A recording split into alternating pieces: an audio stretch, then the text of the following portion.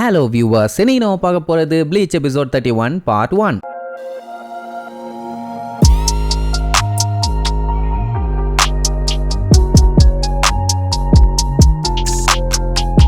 Open பண்ணா இச்சிகோவை அடிச்சு போட்டு மண்டையில மசாலா உழுகிற அளவுக்கு அந்த ரெஞ்சி பைய விட்டால நம்ம பைய இந்த மசாலாக்கெல்லாம் நான் அசற ஆள் இல்லடா, இன்னைக்கு நீ பொலந்துருவேன்னு வண்டியா டைலாக் எல்லாம் பேசினான். வாய் பயங்கரமா பேசுது, ஆனா பாடி தான் தவடா வாங்கிருச்சு. ஏன்னா அவன் போட்ட போடுல ரத்தம் ஊத்துன்னு ஊத்திக்கிட்டு இருக்குது. எப்படியே கொஞ்ச நேரம் ஊத்துச்சுனாலே போதும் பைய பல்ல காட்டிடுவான். இவனு ரெண்டு பேரும் பார்த்துட்டு ஸ்பெஷல் எஃபெக்ட் எல்லாம் கொடுப்பானுங்க. அடே பாடி இதுக்கு மேல தாங்குமான்னு கேட்டா இதெல்லாம் ஒண்ணுமே இல்ல, பல அடிகளை வாங்கின பாடிடா இது. அந்த பீடி வாயினை எப்படி காலி பண்ற பாருங்கன்னு பில்டப் பண்ணுவான். அமேசிங். அனட்டாரோலாம் இந்த கண்டிஷன்ல அவன் நிக்கிறது பெரிய அதிசயம். அந்த டைம் இச்சிகோவோட நிலைமையை இன்னும் கொஞ்சம் டீப்பா காட்டுவாங்க. என்னன்னா அவன் பாடியில இருந்து ரத்தம் அதிகமா வெளியில போக அப்படியே தலை சுத்தி கீழே உழுகிற நிலைமையில தான் இருக்கான். ஆப்போசிட்ல நிக்கிற ரெஞ்சியே அப்படியே மங்களா தான் தெரியுவான். காலு வேற கடமுடன்னு ஆடிக்கிட்டு இருக்குதா. ஐயோ காட்டி கொடுத்துறாதேன்னு புலம்பிக்கிட்டு இருப்பான். ஆனா ரெஞ்சி அதை நோட் பண்ணிட்டான். என்னங்கன்னா ஒரு அடிக்கே உன் நிலைமை இப்படி ஆயிருச்சு, உனக்கு வாய் மட்டும்தான், வேற ஒண்ணும் இல்ல, இரு உன் கதையை முடிச்சிடறேன்னு வேகமா வந்து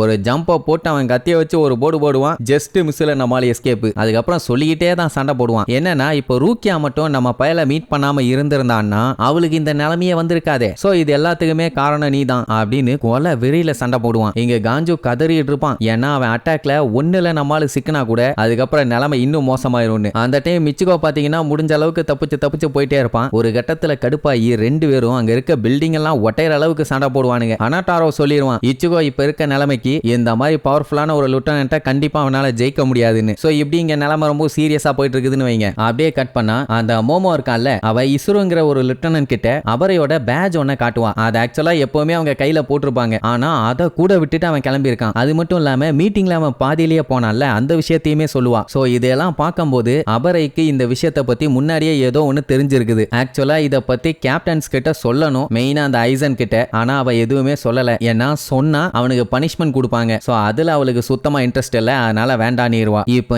எதுக்காக இந்த பேட்ஜை அவர் விட்டுட்டு போனாரு? அவ்வளவு முக்கியமான விஷயமா இது? சொல்ல போனா இந்த விஷயத்துல அவர் ரொம்பவுமே ஓவரா மூக்க நுழைச்சிட்டு இருக்காரு. என்ன எதுன்னு நான் பாக்குறேங்கிற மாதிரி சொல்லிட்டு போவான். அதே நேரம் இங்க அபரை பாத்தீங்கன்னா இச்சுகோவை கண்ணா பின்னா நான் அட்டாக் பண்ணிட்டு இருக்கான். பயம் முடிஞ்ச அளவுக்கு தடுத்து தப்பிச்சு ஓடுன்னு ஓடி இருப்பான். சோ பயங்கரமா மூச்சு வாங்கும். இவனுக்கு மட்டும் இல்ல அபரைக்குமே தான். தப்பிச்சு ஓடி அவனையுமே டயர்ட் ஆக்கிட்டான். கடுப்பாயி ஏண்டா அந்த அளவுக்கு உசுர கொடுத்து ரூக்கியாவை காப்பாத்தணுமாடான்னு கேட்டா ஆமாடா கண்டிப்பா காப்பாத்தியே தீர்வேன்பா. உடனே டென்ஷன் ஆகி கத்திய வச்சு ஒரு போடு. இந்த டைம் இச்சிகோவோட ஷோல்டர்ல ஒரு வெட்டு விழுந்துரும். உன்னாலதான்டா அவளோட பவர்ஸ் எல்லாம் போச்சு, உன்னாலதான் அவளுக்கு இப்படி ஒரு நிலைமை, உனக்கு புரியுதாடா டுபுக்கு, உன்னால் தாண்டா அவ சாக போறான்னு சொல்லிட்டு கடைசியா ஓங்கி ஒரு அடி அடிப்பான். அந்த அட்டாக்க நம்மால கஷ்டப்பட்டு தடுத்து எனக்கு தெரியும்டா வெண்ண, அதனால தாண்டா அவளை காப்பாத்த வந்திருக்கேன் அப்படின்ட்டு ஒரு அடி அடிப்பான். அபரை அட்டாக் பண்ண கத்தி அப்படியே ரிவர்ஸ்ல தெரிக்கும். அது மட்டும் இல்லாம அந்த கத்தி மறுபடியும் நார்மல் ஷேப்புக்கு வருமா, அந்த செகண்ட் நம்ம பையன் மூளையை யூஸ் பண்ணுவான். வேற ஒண்ணும் இல்ல, எந்த ஸ்வாடா இருந்தாலுமே அந்த அட்டாக்கு ஒரு லிமிட் இருக்கு. அவன் 3 அட்டாக் பண்ணதுக்கு அப்புறம் தான் கத்தி நார்மல் ஷேப்புக்கு வந்து இருக்குது. சோ இப்படி அதை கணக்கு பண்ணுவான். இது எல்லாமே வந்து நம்ம கிசுகே தான் சொல்லி கொடுத்திருப்பான். என்னன்னா ஸ்ட்ராங்கான அட்டாக்ஸ் எல்லாம் பண்ணும்போது அந்த அட்டாக்கு கண்டிப்பா லிமிட் இருக்கும். லிமிட் எந்த மாதிரினா, இப்போ கன்னுல 6 புல்லட் தான் இருக்கும். மிசைலா இருந்துச்சுன்னா 1 தான் வச்சிருப்பாங்க. ஏன்னா கன்னை விட மிசைல் வந்து ரொம்பவும் பவர்ஃபுல். அப்படி ஒரு வேளை வேற ஏதாவது ஒரு விஷயம் ரிப்பீட்டடா அட்டாக் பண்றாங்க அப்படின்னா அதோட பவர் வீக்கா தான் இருக்கும். ஆனா அதுக்குமே ஒரு லிமிட் இருக்குது. இப்ப அபரை பாத்தீங்கன்னா 3 டைம்க்கு ஒருக்கா அவன் கத்தி எக்ஸ்பேண்ட் ஆகி சின்னதாயிருது. சோ ஃபர்ஸ்ட் அட்டாக் வந்து ஷோல்டர்ல ஒரு போடு போட்டானா, செகண்டா ஒரு அட்டாக் பண்ணானா, தேர்ட் அட்டாக் பண்ணி அதை நம்ம பைய தட்டி விட்டதுக்கு அப்புறம் அந்த சபிமாரு அதான் அவனோட கத்தி மறுபடியும் நார்மல் ஸ்டேட்டுக்கே போயிருச்சு. ஆனா ஒவ்வொரு டைமும் இதே மாதிரி 3 டைம்ஸ் தான் அவனால யூஸ் பண்ண முடியும் அப்படிங்கிறது கிடையாது. பேட்டில் வந்து ரொம்ப மோசமா இருக்கும் போது தான் அவங்களால எவ்வளவுக்கு எவ்வளவு மேக்ஸிமம் யூஸ் பண்ண முடியுமோ maximum number of attacks use பண்ணுவாங்க. சோ இப்போ இவங்க கொஞ்சம் எக்ஸ்ட்ரீமா தான சண்டை போட்டுட்டு இருக்காங்க. அதனால இந்த டெக்னிக்கை யூஸ் பண்ணி அவனை கவுத்துறலாம்னு சொல்லி பையன் என்ன பண்ணுவான், அட்டாக் பண்ண போவான். அவனும் கத்தியை எக்ஸ்பேண்ட் பண்ணி அட்டாக் பண்ணுவானா, சோ கவுண்ட் பண்ண ஆரம்பிச்சிருவான். ஏன்னா அந்த மேக்ஸிமம் அட்டாக்கை முடிக்கும் போது தான் நம்ம அட்டாக் பண்றதுக்கு ஒரு ஓப்பனிங் கிடைக்கும். அதை யூஸ் பண்ணி தான் எனிமியை காலி பண்ணணும். ஏன்னா அந்த டைமிங்கும் போது ஒரு நல்ல ஓப்பனிங் இருக்கும். சோ எனிமி வீக்கா இருப்பான். இது அவன் எதிர்பார்த்திருக்கவும் மாட்டான். அசந்த கேப்ல அடிச்சிட வேண்டியதான்னு பையன் அந்த 3 அட்டாக்கு அப்புறம் ரெஞ்சி நீ இதோட காலிடான்னு சொல்லி